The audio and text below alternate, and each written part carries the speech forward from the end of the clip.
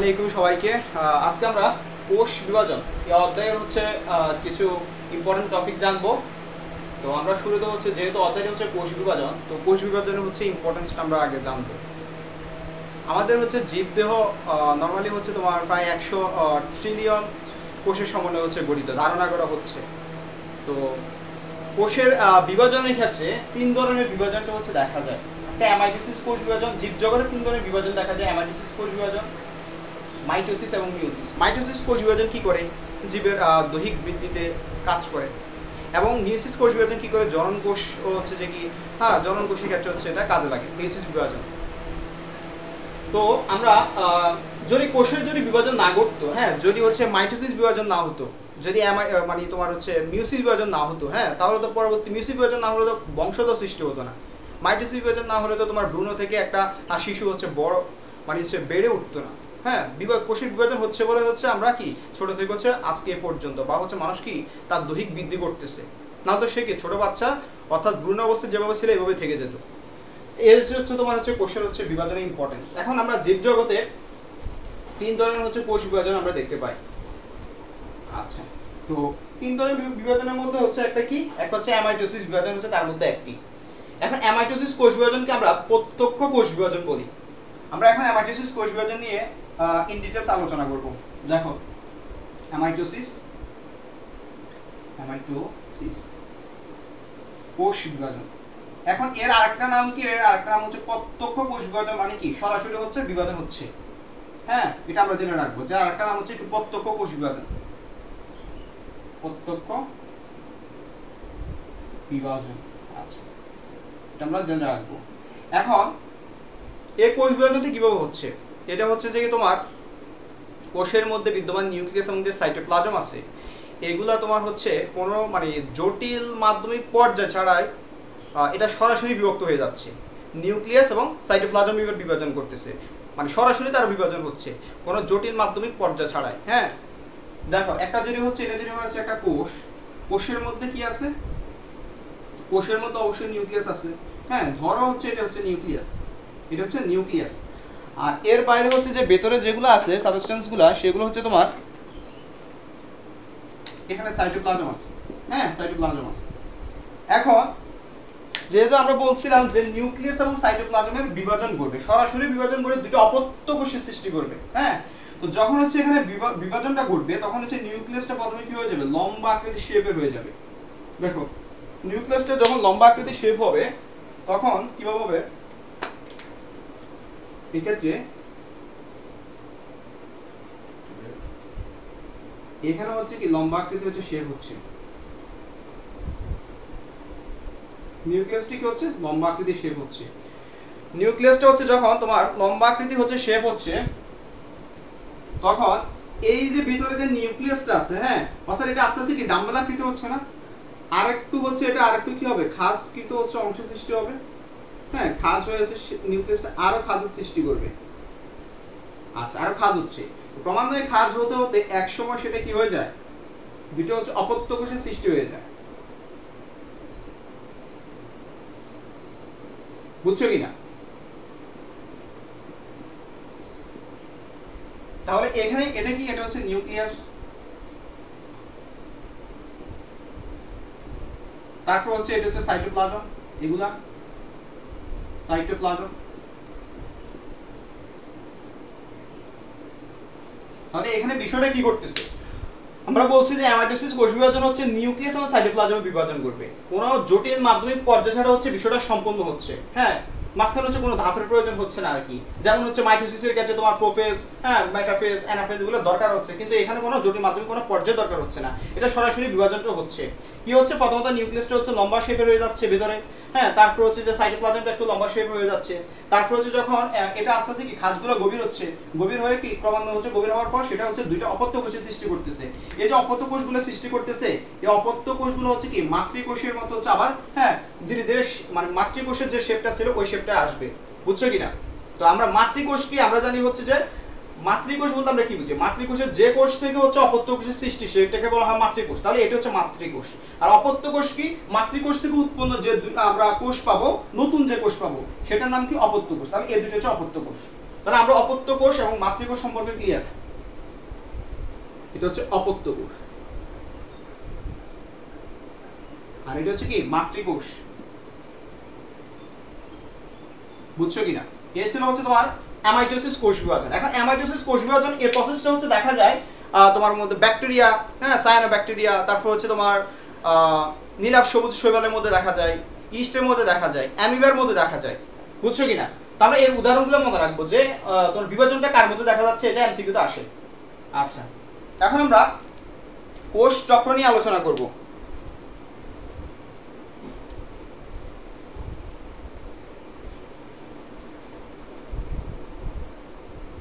পরীক্ষাতে কিন্তু হচ্ছে অ্যামাইটোসিস কোষ বিভাজন এর কথা না বলে বলতে পারে যে প্রত্যক্ষ কোষ বিভাজন কাকে বলে, এটা বললে বুঝতে হবে যে এটা হচ্ছে অ্যামাইটোসিস কোষ বিভাজন। তাহলে আমরা বিকল্প নামটা শিখে রাখবো। এখন আসলে আমরা কোষ চক্র, কোষ চক্র, কোষ চক্র হচ্ছে দুইটা প্রসেসের মাধ্যমে সম্পূর্ণ হয়। প্রথমত হচ্ছে কোষ চক্র সম্পূর্ণের জন্য হচ্ছে আমরা একটা চিত্র দেখি, দেখো এটা হচ্ছে তোমার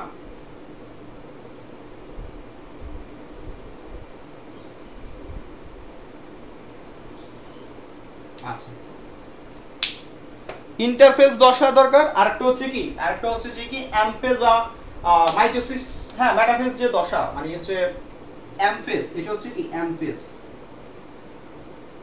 অ্যামফেজ দশা। আর এই পুরো প্রসেসটা, হ্যাঁ এতটুকু থেকে এতটুকু এই পুরো প্রসেসটা বলে ইন্টারফেস দশা, ইন্টারফেস। আচ্ছা, ইন্টারফেস দশাটা কি? ইন্টারফেস দশা হচ্ছে একটা কোষ বিভাজনের পূর্বে, হ্যাঁ তাকে হচ্ছে কিছু প্রস্তুতিমূলক হচ্ছে কাজ করতে হবে, আর এই কাজটাকে বলা হয় ইন্টারফেস দশা। আর অ্যামফেজ দশা কি, এখানে হচ্ছে কি কোষের বিভাজনটা সম্পূর্ণ হয় অ্যামফেজ দশায়। আচ্ছা, তো ইন্টারফেস দশাটা কয়েকটা ধাপে সম্পূর্ণ হয়, যেমন সেখানে হচ্ছে তিনটা দশা দেখা যায়। একটা হচ্ছে G1 দশা দেখা যায়, তোমার S দশা দেখা যায়, এবং হচ্ছে G2 দশা দেখা যায়। হ্যাঁ এগুলো হচ্ছে উপদশা আর কি, বুঝছো কিনা? তো এখানে যেহেতু হচ্ছে ইন্টারফেস হচ্ছে একটা দশা, তাহলে এর মধ্যে আরো কতগুলো ভাগ আছে, তাহলে এগুলো কি বলবো, উপদশা বলবো। এখন G1 এ এই প্রসেসটা সম্পূর্ণ হতে তোমার সময়টা কতটুকু লাগে? সময় হচ্ছে তোমার এক্ষেত্রে সময় ব্যয় হয় 30 থেকে 40% হচ্ছে সময় ব্যয় হয়, বুঝছো কিনা? এই ক্ষেত্রে সময়টা ব্যয় হয় তোমার 30 থেকে 50%, এবং G2 দশা হচ্ছে সময় ব্যয় হচ্ছে তোমার 10%, 10 থেকে 20% বা 10%। আর এখানে হচ্ছে সময়টা মোটামুটি ব্যয় হচ্ছে তোমার 5%, বুঝছো কিনা? তাহলে হচ্ছে আমার 95% হচ্ছে ব্যয় হচ্ছে কোথায়, ইন্টারফেস দশায়। বাকি 5 থেকে 10% হচ্ছে ব্যয় হচ্ছে তোমার কোথায়, মেটাফেজ মানে হচ্ছে অ্যামফেজ দশায়, যেখানে কোষের বিভাজন হবে। 5% সময়টা হচ্ছে এখানে ব্যয় হচ্ছে। এখন G1 দশা হচ্ছে আসলে কি করতেছে, যেহেতু এখানে প্রস্তুতি মানে হচ্ছে একটা কোষ বিভাজনের পূর্ব প্রস্তুতিগুলো হচ্ছে যে প্রস্তুতিগুলো নেওয়ার দরকার, হ্যাঁ এগুলো হচ্ছে এখানে ঘটে। তো G1 দশা হচ্ছে কি, হচ্ছে কোন একটা কোষ বিভাজন হবে কি হবে না, হ্যাঁ এই সিদ্ধান্তটা নিয়ে থাকে কি G1 হচ্ছে এই দশায় সিদ্ধান্তটা নেওয়া হয়। S দশায় কি হয়, S দশা হচ্ছে তোমার ডিএনএ এর যে অনুলিপনের বিষয়টা এখানে হচ্ছে ঘটে, হ্যাঁ এবং হচ্ছে G2 দশায় কি হয়, মাইক্রোটিউবুল গঠনের জন্য যে উপাদানগুলোর প্রয়োজন হয়, হ্যাঁ সেগুলো হচ্ছে যোগান দেওয়া হচ্ছে S দশায়। এবং এখানে হচ্ছে তোমার স্পিন্ডল যে তন্তুগুলো আছে না, ওই তন্তুগুলো সৃষ্টিতে মাইক্রোটিউবুল কিন্তু কাজ করে, এজন্য হচ্ছে মাইক্রোটিউবুল হচ্ছে গঠনের কাজটা G2 দশায় হয়। এবং G2 দশা হচ্ছে তোমার কোষ বিভাজনের জন্য তো হচ্ছে তোমার এটিপির প্রয়োজন আছে, অর্থাৎ শক্তির প্রয়োজন আছে। এই শক্তি যোগান কোথা থেকে আসে, G2 দশা থেকে, বুঝছো কিনা? আচ্ছা, এই প্রসেসগুলো হওয়ার পর তোমার হচ্ছে একটা কোষ হচ্ছে কি বিভাজনের জন্য হচ্ছে প্রস্তুত হয়, সেক্ষেত্রে সময়টা লাগে কত, 5% হচ্ছে সময়টা ব্যয় হয়। তো প্রস্তুতিমূলক কাজে হচ্ছে তোমার 95 ব্যয় হচ্ছে, আর 5% মোটামুটি 100% কি সময় লাগে, বুঝছো কিনা? আচ্ছা, তো এক্ষেত্রে অভ্যন্তরীণ কোষ চক্রের হচ্ছে অভ্যন্তরীণ উদ্দীপনা হিসেবে তোমার সাইক্লিন হচ্ছে সিডিকে নামক হচ্ছে এক প্রকার প্রোটিন আছে, ওইটা কাজ করে। হ্যাঁ সাইক্লিন হচ্ছে সিডিকে নামক হচ্ছে প্রোটিন, বুঝছো কিনা? আচ্ছা, এখন আমরা এর বিভাজনের মধ্যে যাব। আচ্ছা, বিভাজনের আগে হচ্ছে এখানে S দশায় যে আমরা হচ্ছে এর ইম্পর্টেন্সটা বললাম, S দশায় কি হয়, ডিএনএ অনুলিপন হয়। হ্যাঁ এটা হচ্ছে পরীক্ষাতে আসে, অনুলিপন হয়। আর G2 দশা হচ্ছে এটিপি যোগান দেবে এবং মাইক্রোটিউবুল সৃষ্টি করবে, যা হচ্ছে তোমার কি করবে, যা হচ্ছে তোমার স্পিন্ডল তন্তু সৃষ্টিতে সাহায্য করবে। হ্যাঁ মানে হচ্ছে কোষ বিভাজনের সময়। আচ্ছা, এখন আমরা কোষ অ্যাম্পেসদের দশা অর্থাৎ এখান থেকে যে বিভাজন প্রক্রিয়া সম্পন্ন হবে, এখানে আমরা মাইটোসিস বিভাজনটা আমরা দেখব।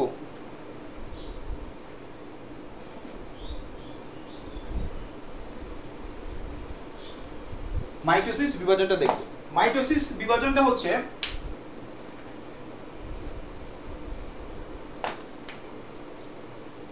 মাইটোসিস বিভাজন। মাইটোসিস বিভাজন বলতে আমরা কি বুঝি? যে প্রক্রিয়া হচ্ছে তোমার ক্রোমোজোম এবং নিউক্লিয়াস, হ্যাঁ, একবার করে বিভাজিত হবে। একবার হচ্ছে বিভাজন ঘটে, তাহলে ক্রোমোজোম প্লাস হচ্ছে নিউক্লিয়াস। নিউক্লিয়াস কি হবে? একবার করে বিভাজিত হবে। তখন আমরা যাকে বলবো কি মাইটোসিস। একবার করে বিভাজিত হয়ে সমগুণ সম্পন্ন, হ্যাঁ, মাতৃকোষের ন্যায় সৃষ্টি করতেছে, তখন আমরা তাকে কি বলবো? মাইটোসিস কোষ বিভাজন। বুঝছো কিনা? এখন মাইটোসিস কোষ বিভাজনের ক্ষেত্রে আমরা দুইটা বিষয় মনে রাখবো। আচ্ছা, আমরা দুইটা আগে সব টার্মের সাথে পরিচিত হই। একটা হচ্ছে ক্যারিওকাইনেসিস। ক্যারিওকাইনেসিস, ক্যারিওকাইনেসিস বলতে আমরা কি বুঝি? ক্যারিওকাইনেসিস, ক্যারিওকাইনেসিস হচ্ছে কি নিউক্লিয়াসের বিভাজন। নিউক্লিয়াসের বিভাজন, ঠিক আছে, নিউক্লিয়াসের কি হবে? বিভাজন হবে। আর হচ্ছে সাইটোকাইনেসিস বলতে আমরা কি বুঝি? সাইটোকাইনেসিস বলতে আমরা সাইটোপ্লাজমের বিভাজন। সাইটোকাইনেসিস, সাইটোপ্লাজমের বিভাজন। আচ্ছা আচ্ছা, এখন আমরা মূল টপিকে আসি।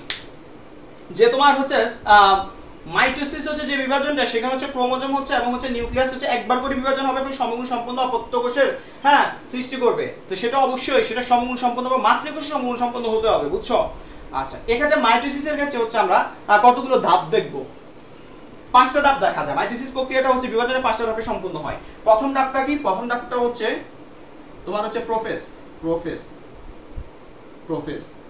এই প্রোফেজ ধাপে হচ্ছে তোমার, আমরা আগে চিত্রটা দেখাই।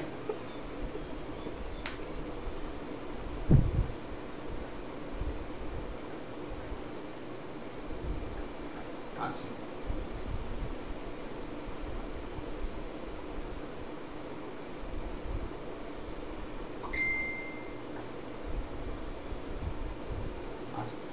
এভাবে হচ্ছে। এটা হচ্ছে কি, মনে করো এটা হচ্ছে কি একটা প্রোপেজ ধাপ। প্রোপেজ ধাপে কি হচ্ছে? এই যে তোমার এটা হচ্ছে তোমার কি, এটা হচ্ছে নিউক্লিয়ার মেমব্রেন। Nuclear membrane. আর এটা হচ্ছে কি নিউক্লিওলাস।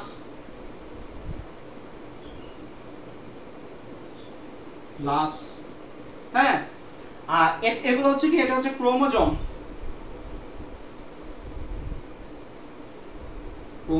আচ্ছা, এখানে বিষয়টা কি হচ্ছে? প্রোপেজ ধাপ হচ্ছে মাইটোসিস কোষ বিভাজনের সবচেয়ে দীর্ঘস্থায়ী ধাপ। প্রথম বৈশিষ্ট্য হচ্ছে এটা। সেকেন্ড আবার কি বলবো? এখানে হচ্ছে পানির বিয়োজন ঘটে, মানে জল বিয়োজন ঘটে। হ্যাঁ, তারপর হচ্ছে এ ধাপে যে নিউক্লিয়ার মেমব্রেন এবং নিউক্লিওলাস, হ্যাঁ, এই দুটো হচ্ছে বিলুপ্তি হচ্ছে শুরু হয় এখান থেকে। তারপর হচ্ছে এখানে যে ক্রোমোজোমগুলো আছে, এগুলো হচ্ছে সেন্ট্রোমিয়ার আছে না মাঝখানে, এটাকে কি বলা হয়? এটাকে কি বলে বলতো? এটাকে বলা সেন্ট্রোমিয়ার। এই সেন্ট্রোমিয়ার ব্যতীত এটা দুইটা লম্বালম্বি অংশে ভাগ হয়। হ্যাঁ, তাহলে এক একটা অংশ কি এতটুকু থেকে এতটুকু, এই অংশটাকে আমরা বলবো কি একটা ক্রোমাটিক। এতটুকু একটা ক্রোমাটিক, তাহলে ক্রোমাটিকের হচ্ছে সৃষ্টি হচ্ছে। এবং এ ধাপে হচ্ছে তোমার কি হয়, মানে সেন্ট্রোমিয়ার ব্যতীত বিভাজিত হচ্ছে তোমার কি দুইটা ক্রোমাটিক হচ্ছে, একটা ক্রোমোজোমের মধ্যে দুইটা ক্রোমাটিক। আচ্ছা, এবং এ ধাপে তোমার স্পিন্ডল তন্তুর, হ্যাঁ, মানে সূচনা ঘটে এই ধাপে। তাহলে প্রোপেজ সম্পর্কে হচ্ছে আমরা একটা ক্লিয়ার ধারণা পাইছি। বুঝছো কিনা? আচ্ছা, এখন আমরা আলোচনা করব তোমার প্রোমেটাফেজ। প্রোমেটাফেজ এই পর্যায়ে কি হচ্ছে? যেহেতু যে প্রোপেজ পর্যায়ে স্পিন্ডল তন্তুর সূচনা ঘটতেছে, তো প্রোমেটাফেজ পর্যায়ে তোমার চিত্রটা হচ্ছে এমন হয়, দেখো।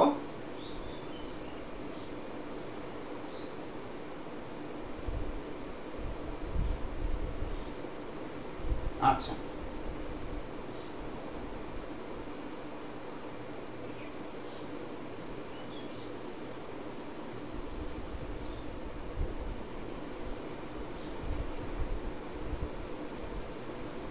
আচ্ছা, তো চিত্রটা খেয়াল করো।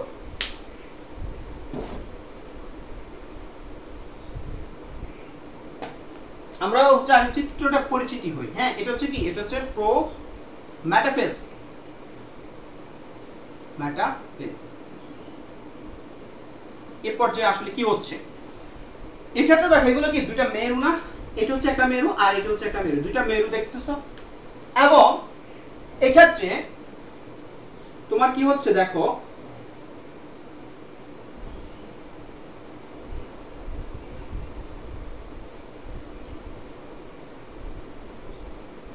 মোটামুটি হচ্ছে এভাবে কি থাকে, ক্রোমোজোম গুলো থাকে। এখন দুইটা মেরু, হ্যাঁ দুইটা মেরুর মানে মাঝখানে যে অংশ, যে অঞ্চল, তাকে আমরা কি বলবো, বিষুবীয় অঞ্চল। তাহলে এটা কি বিষুবীয় অঞ্চল, বিষুবীয় অঞ্চল। আচ্ছা, এই পর্যায়ে বিষুবীয় অঞ্চল দেখা যায়। হ্যাঁ, তারপর হচ্ছে এই পর্যায়ে আমরা আবার কি দেখব, এ পর্যায়ে যে তোমার ক্রোমোজোমে, এটা যদি হয় একটা, এ দেখো এটা যদি একটা ক্রোমোজোম, ক্রোমোজোম এই যে মাঝখানে অংশটা, এটাকে বলা হয় সেন্ট্রোমিয়ার। এখন ক্রোমোজোমের সেন্ট্রোমিয়ার যখন এই যে তন্তুগুলো দেখতেছো না, হ্যাঁ এটা হচ্ছে স্পিন্ডল তন্তু না, এগুলা এই স্পিন্ডল তন্তুর সাথে যখন যুক্ত হবে তখন আমরা সেই তন্তুকে আমরা কি বলবো, ট্রাকশন ফাইবার, হ্যাঁ বা হচ্ছে আমরা আকর্ষণ তন্তু বলবো। কি বলবো, আকর্ষণ তন্তু, আকর্ষণ তন্তু। বুঝছো কিনা? যখন ক্রোমোজোমের সেন্টিমিটার যে তন্তুর সাথে যুক্ত হবে তখন আমরা তাকে আকর্ষণ তন্তু বলবো। হ্যাঁ, এবং এক্ষেত্রে তোমার প্রাণী কোষের ক্ষেত্রে দেখা যায় হচ্ছে যে তোমার দুইটা যে মেরু আছে, ওই মেরু থেকে স্টার রশ্মি খরিত হয়। কি হয়, স্টার রশ্মি, এখান থেকে কি হয়, স্টার রশ্মি খরিত হয়, স্টার রশ্মি খরিত হয়, প্রাণী কোষে দেখা যায়। হ্যাঁ, আর এগুলো যেগুলো দেখতে পাচ্ছ এগুলো তো হচ্ছে স্পিন্ডল তন্তু দেখতে পাচ্ছ। হ্যাঁ, যে লম্বা লম্বা হচ্ছে সুতার মতো যে অংশগুলো সেগুলো স্পিন্ডল তন্তু। এবং এর তারপরে হচ্ছে তোমার নিউক্লিওলাস, হ্যাঁ এবং হচ্ছে তোমার হচ্ছে নিউক্লিয়ার যে মেমব্রেনটা আছে, হ্যাঁ এইগুলো হচ্ছে বিলুপ্তি করতে থাকে। অর্থাৎ বিষয়টা আমি যদি দেখাই এভাবে আর কি, দেখো নিউক্লিয়ার যে মেমব্রেন,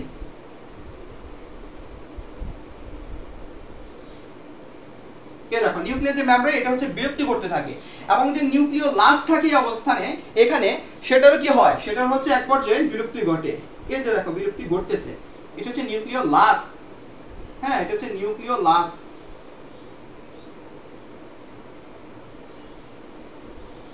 এটার হচ্ছে কি বিলুপ্তি ঘটে, খেয়াল করতেছো কিনা? এবং নিউক্লিয়ার মেমব্রেনও বিলুপ্তি ঘটে। তো হচ্ছে এই হচ্ছে আমরা বৈশিষ্ট্যগুলো মনে রাখবো এখান থেকে, আর চিত্রটা হচ্ছে আমরা দিয়ে দিব। তাহলে এটা কি প্রো মেটাফেজ দশা। এখন আমরা শিখব তোমার মেটাফেজ দশা। আচ্ছা আচ্ছা, প্রো মেটাফেজ দশা হচ্ছে একটা বিষয় বলি।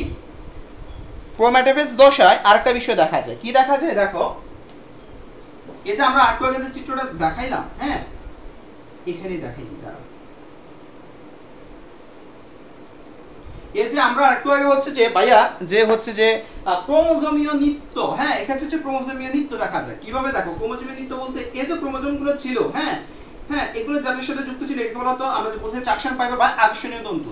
এই যে ক্রোমোজোম গুলো এগুলো আন্দোলিত হয়, হ্যাঁ মানে আন্দোলিত হবে ক্রোমোজোম গুলো। যখন এই আন্দোলিত হয়, আন্দোলনকে বলা হয় আমরা কি বলবো, সেগুলোকে আমরা বলবো তোমার ক্রোমোজোমীয় নৃত্য দেখা যায়। তাহলে ক্রোমোজোমীয় নৃত্য কি, অর্থাৎ হচ্ছে ক্রোমোজোমের যে যে মানে হচ্ছে এই যে ক্রোমোজোমগুলো আছে না, এগুলো হচ্ছে আন্দোলিত হয়। হ্যাঁ, বাতাসে হচ্ছে মনে করি এভাবে হচ্ছে দুলতে থাকে। হ্যাঁ, তা আন্দোলিত আমি বিষয়টা জানি, আমরা বুঝি, এবং সেটা যখন এই বিষয়টা করে তখন আমরা তাই কি বলবো, ক্রোমোজোমীয় নৃত্য। তাহলে প্রোমেটাফেজ দশায় ক্রোমোজোমীয় নৃত্য দেখা যায়। বুঝছো কিনা? এই বিষয়টা আমরা মনে রাখবো। এই জন্য হচ্ছে আমি আবার চিত্রটা মোটামুটি একটু দেখাই দিলাম। পরীক্ষা আসে যে ক্রোমোজোমীয় নৃত্য কোন দশায় দেখা যায়, আমরা বলবো প্রোমেটাফেজে। ক্লিয়ার কিনা বিষয়টা? এখন আমরা মেটাফেজ দেখব। এই মেটাফেজ দশা হচ্ছে ক্রোমোজোমগুলো সবচেয়ে বেশি, হ্যাঁ খাটো এবং হচ্ছে মোটা হয়, সবচেয়ে বেশি খাটো এবং মোটা হয়, এবং এটা হচ্ছে স্বল্পস্থায়ী ধাপ, সবচেয়ে স্বল্পস্থায়ী ধাপ হচ্ছে এটা। ক্লিয়ার কিনা? আচ্ছা, এখন ভাইয়া যদি হচ্ছে তোমার চিত্রটা হচ্ছে একটু দেখাই, চিত্রগুলো হচ্ছে যদি দেখাই, দেখো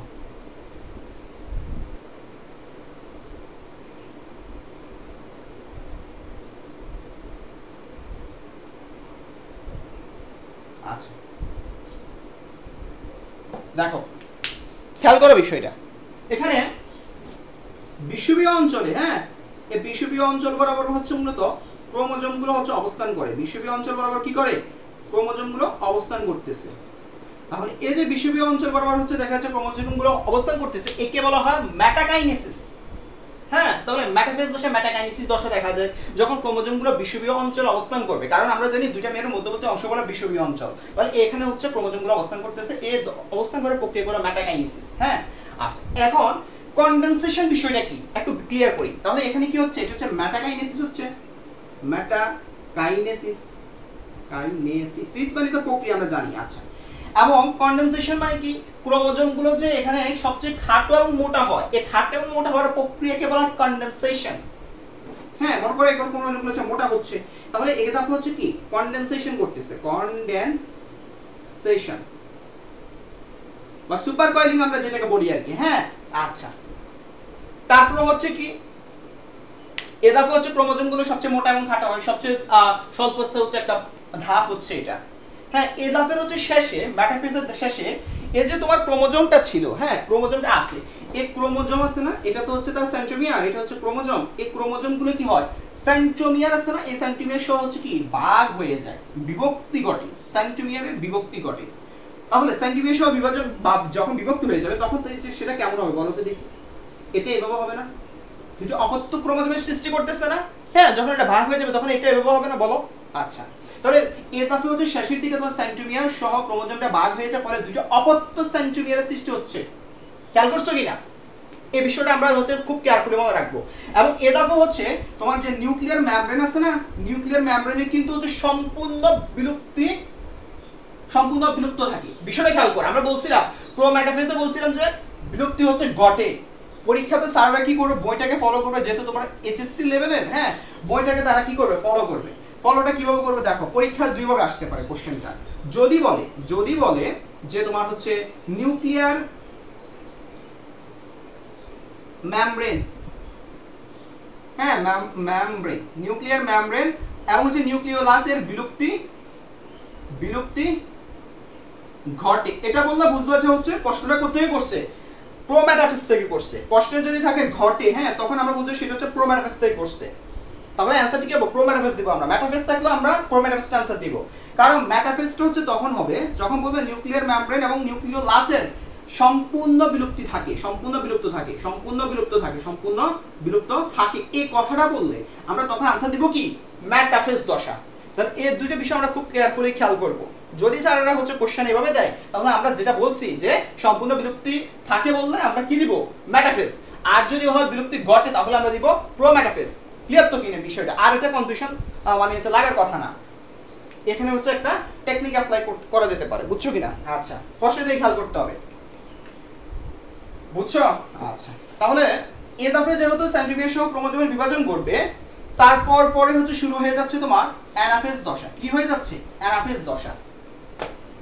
অ্যানাফেজ হচ্ছে দশা, অ্যানাফেজ দশা কি হবে বলো তো দেখি? অ্যানাফেজ দশা হচ্ছে যেহেতু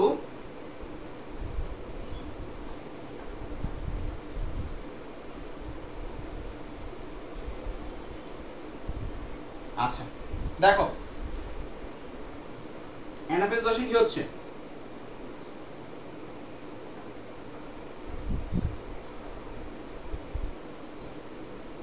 যেহেতু মেটাফেজ দশের শেষ পর্যায়ে হচ্ছে তোমার কি হচ্ছে? মেটাফেজ পর্যায়ের শেষের দিকে তোমার হচ্ছে মানে সেন্ট্রিমিয়ার সহ ক্রোমোজোমটা বিভক্ত হয়ে গেছে, তাহলে সেক্ষেত্রে এগুলো হবে কি? অপত্য যে ক্রোমোজোমগুলো সৃষ্টি হচ্ছে এগুলো মেরুমুখী হবে। কোন দিকে? মেরুমুখী।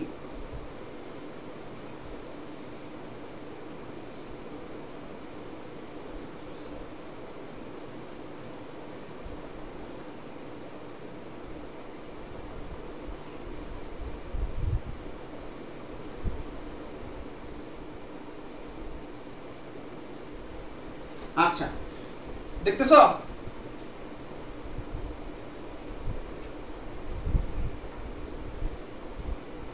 দেখো এগুলো হচ্ছে কি মেরুর দিকে যাচ্ছে না, দুটো বিপরীত মেরুর দিকে তো যাচ্ছে, এগুলো এদিকে যাচ্ছে, এগুলো যাচ্ছে।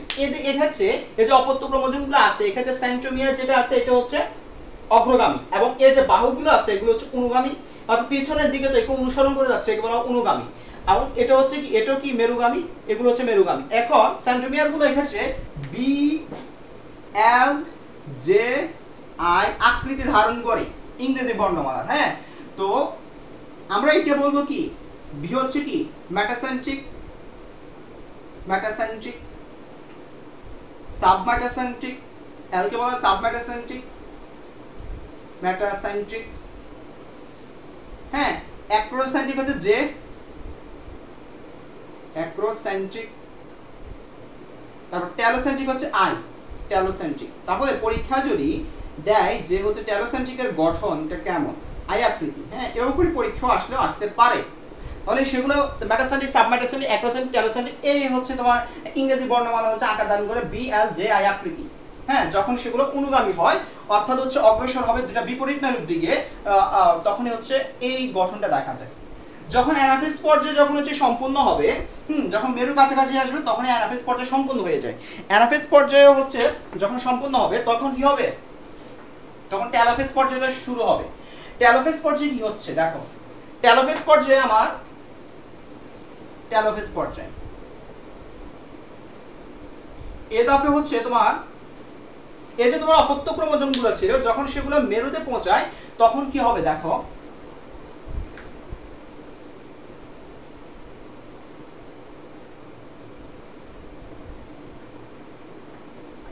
তখন কি হবে আমরা একটু খেয়াল করি।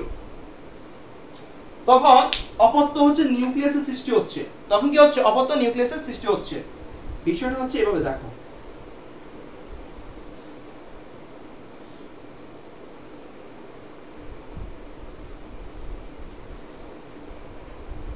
এগুলো হচ্ছে কি ক্রোমাটিন তন্তু।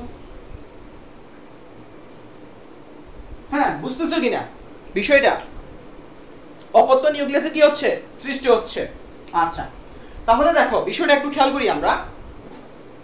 তোমার যেহেতু হচ্ছে এই তোমার সেন্ট্রোমিয়ার সহ অর্থাৎ অপত্য ক্রোমোজোমগুলো হচ্ছে বিপরীত মেরুর দিকে যাচ্ছে, তো যখন বিপরীত মেরুর দিকে যায় তখন হচ্ছে সেগুলো কি করে, অপত্য হচ্ছে তোমার নিউক্লিয়াসের সৃষ্টি করতেছে, একটা নিউক্লিয়াস একটা নিউক্লিয়াস। এখন নিউক্লিয়াসের সৃষ্টি করার পর দেখো এখানে হচ্ছে আবার কি হবে, নিউক্লিওলাস। হ্যাঁ দেখো নিউক্লিওলাস, হ্যাঁ, এবং হচ্ছে নিউক্লিয়ার মেমব্রেন, বাইরে যে আবরণ সেটা হচ্ছে মেমব্রেন। নিউক্লিওলাস এবং নিউক্লিয়ার মেমব্রেনের পুনঃ আবির্ভাব ঘটে। আর এ ধাপে হ্যাঁ ক্রোমোজোমগুলো কি হয়, ক্রোমোজোমগুলো মানে হচ্ছে পানি যোজন ঘটে, অর্থাৎ প্রোপেজ ধাপের পুরো বিপরীত ঘটনা হচ্ছে ঘটে হচ্ছে তোমার টেলোফেজ পর্যায়ে। পরীক্ষাতে এভাবে কোশ্চেন আসতে পারে যে প্রোপেজের উল্টো ধাপটা কোথায় দেখা যায়, সেটা আমরা টেলোফেজ পর্যায়ে আমরা ধাপেরটা আমরা দেখতে পাই। হ্যাঁ বিষয়টা তাহলে এখানে পানির হচ্ছে যোজন ঘটে, যেখানে প্রোপেজ ধাপে বলছিলাম পানি তোমার যে জল বিয়োজন করতেছে, যেখানে বলছিলাম হচ্ছে তোমার নিউক্লিওলাস এবং নিউক্লিয়ার মেমব্রেন বিলুপ্তি করতেছে, কিন্তু এখানে বলতেছি নিউক্লিওলাস এবং নিউক্লিয়ার মেমব্রেনে আবির্ভাব করতেছে। বুঝতেছো কিনা বিষয়গুলা, এবং হচ্ছে দুইটা হচ্ছে অপত্য নিউক্লিয়াসের সৃষ্টি হচ্ছে। তো এই ধাপটা হচ্ছে টেলোফেজ পর্যায়ে হচ্ছে এমন আর কি, বুঝছো কিনা? তাহলে আমরা টেলোফেজ পর্যায়ে বিষয়টা ক্লিয়ার। এখন আমরা তোমার হচ্ছে এর মাইটোসিস এর হচ্ছে আসলে গুরুত্বটা কতটুকু, হ্যাঁ আমাদের যে দৈহিক গুরুত্ব বা হচ্ছে এটা হচ্ছে কিভাবে মানে হচ্ছে এটা কেন ইম্পর্টেন্স এই বিভাজনটা, এটা আমরা জানবো। আচ্ছা, গুরুত্ব দেখো, মাইটোসিসের গুরুত্ব মানে হচ্ছে দৈহিক বৃদ্ধির, হ্যাঁ দৈহিক বৃদ্ধিতে হচ্ছে মাইটোসিসের গুরুত্ব আছে, বুঝছো কিনা? যেমন মাইটোসিসের বিভাজন ঘটতেছে বিদায়ে তো হচ্ছে আমরা হচ্ছে কি ছোট থেকে হচ্ছে বড় হচ্ছি, হ্যাঁ বা হচ্ছে একটা উদ্ভিদ ছোট থেকে বড় হচ্ছে, বুঝতেছো কিনা? তার দৈহিক বৃদ্ধির একটা ইম্পর্টেন্স, দৈহিক বৃদ্ধি। আচ্ছা, তারপর হচ্ছে তোমার মাইটোসিস বিভাজনের ক্ষেত্রে তোমার এটা কি করে, কোষের আকার ও আয়তন হ্যাঁ রক্ষা করে। তারপরে হচ্ছে এটা ক্রোমোজোম সংখ্যা কি করে, ঠিক রাখে, সংখ্যা ঠিক রাখে। কেন দেখো, যখন হচ্ছে নিউক্লিয়াস এবং হচ্ছে ক্রোমোজোম হচ্ছে একবার করে বিভাজিত হবে তখন অপত্য কোষের ক্রোমোজোম সংখ্যা মাতৃকোষের ক্রোমোজোম সংখ্যা সমান হয়, হ্যাঁ এবং সমগুণ সম্পূর্ণ হয়। এই কারণে বলা হচ্ছে যে ক্রোমোজোম সংখ্যা হচ্ছে ঠিক রাখে। আচ্ছা, তারপর হচ্ছে এর কি আছে, এর হচ্ছে পুনরুৎপত্তি ক্ষমতা আছে, পুনরুৎপত্তি ক্ষমতা, পুনরুৎপত্তি তার ক্ষমতাটা আছে। অর্থাৎ আমাদের দেহের মধ্যে কিছু কোষ আছে যেগুলো আয়ুষ্কাল সীমিত, যেমন হচ্ছে আমাদের যে লোহিত রক্তকণিকা, এগুলো হচ্ছে 120 দিন বাঁচে না?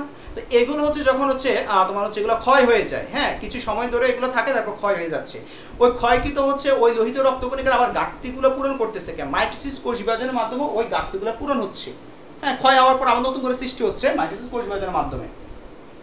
বুঝছো কিনা? তারপর হচ্ছে এখানে কি হয়, এক্ষেত্রে তোমার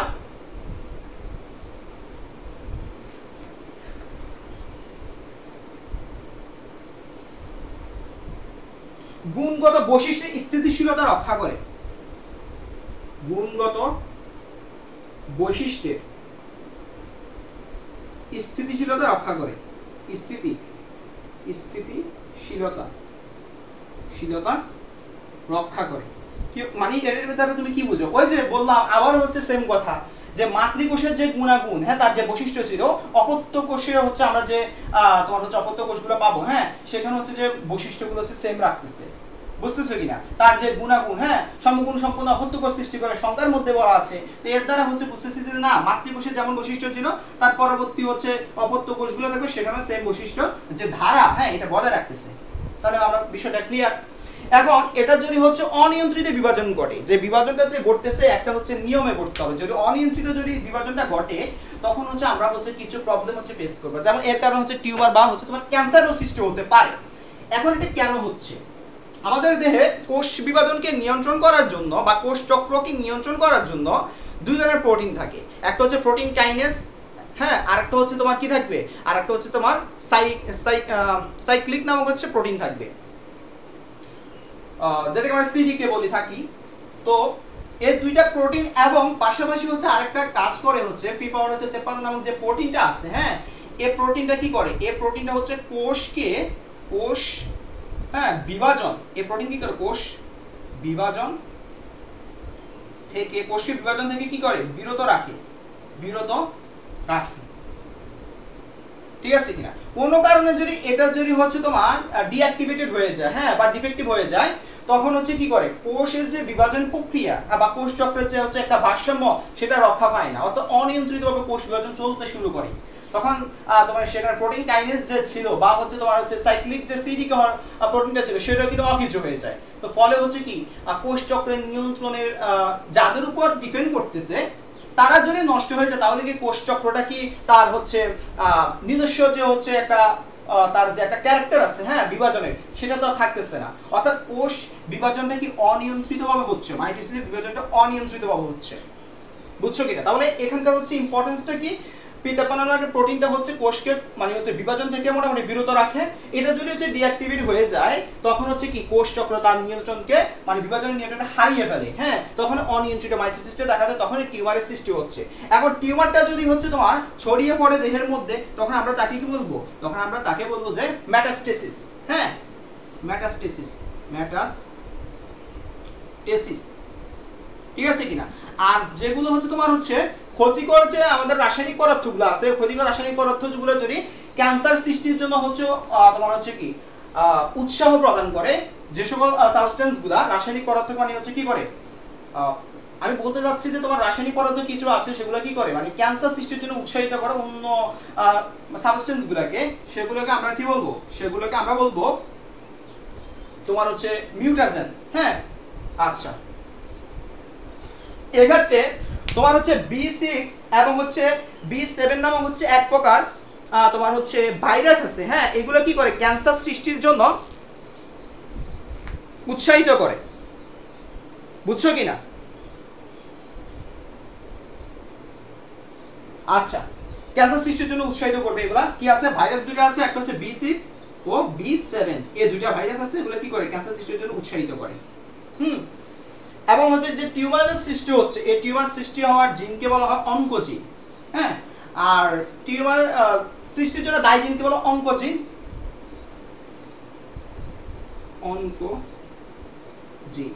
হ্যাঁ অনকোজিন বলবে, টিউমার সৃষ্টির জন্য দায়ী জিনকে বলা হয় অনকোজিন। বুঝছো কিনা? এবং হচ্ছে এছাড়া হচ্ছে তোমার হচ্ছে মানে কিভাবে অনিয়ন্ত্রিত হচ্ছে তোমার মাইটোসিস বিভাজনটা হচ্ছে, হ্যাঁ পায়ে বুঝাই দিলাম।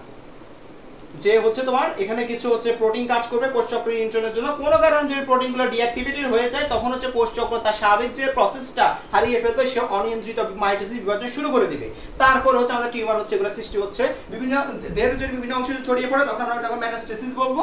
এক্ষেত্রে B6 আর B7 কি করে ক্যান্সার কোষ সৃষ্টির জন্য উৎসাহিত করবে এই ভাইরাসটা, হ্যাঁ একে বলা হয় ভাইরাসটা উৎসাহিত করবে। তো আমরা একে বলা হয় মিউটেশন বলবো। আর অনকোজিনটা হচ্ছে টিউমার সৃষ্টির জন্য যে দায় তাকে বলবো অনকোজিন বলবো। হ্যাঁ, তো ক্লিয়ার বিষয়টা। এখন আমরা হচ্ছে দুটা টার্ম শিখবো, একটা হচ্ছে অ্যাপোপ্টোসিস, একটা হচ্ছে অ্যাপোপ্টোসিস আর একটা হচ্ছে তোমার কি, একটা হচ্ছে অ্যাপোপ্টোসিস আর একটা হচ্ছে নেক্রোসিস। এই দুটা টার্ম শিখবো, অ্যাপোপ্টোসিস টোসিস। অ্যাপোপ্টোসিস হচ্ছে জেনেটিক্যালি মৃত্যু, হ্যাঁ জেনেটিক্যালি